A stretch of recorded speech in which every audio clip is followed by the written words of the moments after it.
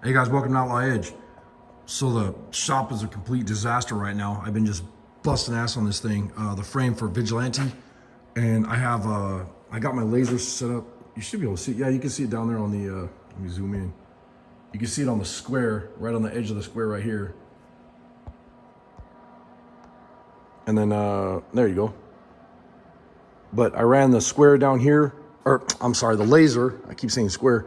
I welded this peg to the table, but I ran this so that it's got a center line, and then I have my lines on the outside with string. I got a string line in the middle, and this literally took me like 9 hours just to get everything squared up where I want it to be. And this is literally just mocked up. There's 2 spot welds on the frame right now. I put some quick spots on there just so it's not gonna move.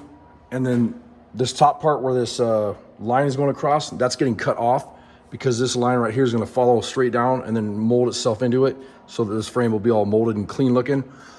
Excuse me. The springs are out of the S10 Chevy pickup front end, and the bags will drop it down. So I'm acting like it's all the way dropped down right now. This is how low the frame will go. This is a 1-2-3 block, and it's going to be 1 inch off the ground, which in turn the body will be 1 inch off the ground when I'm done. It's been a lot of work. I'm wiped out, but I got everything back to here. It's from there to like right here somewhere. It's like 6'6", I think it is. This cross member will probably get cut out. I'm not sure where it's going to go. That's just temporary. But I need to build the spot that goes over the top of the axle in the rear. And the next thing I'll do is I'll get the wheelbase, which is 104 inch, measured out, and then I'll put the axle on the table, and I'll do the same thing I did right there. I'll run a laser and string line and everything and get everything perfect. That way I know the frame is gonna track down the road straight. You know, you won't have steering problems or alignment issues or anything like this. And what I did here is I took a 2x4. This is an actual real 2x4, so it's an actual real 2 inch by 4 inch. This is a rough cut, and I cut it to find my angle right here, just like that.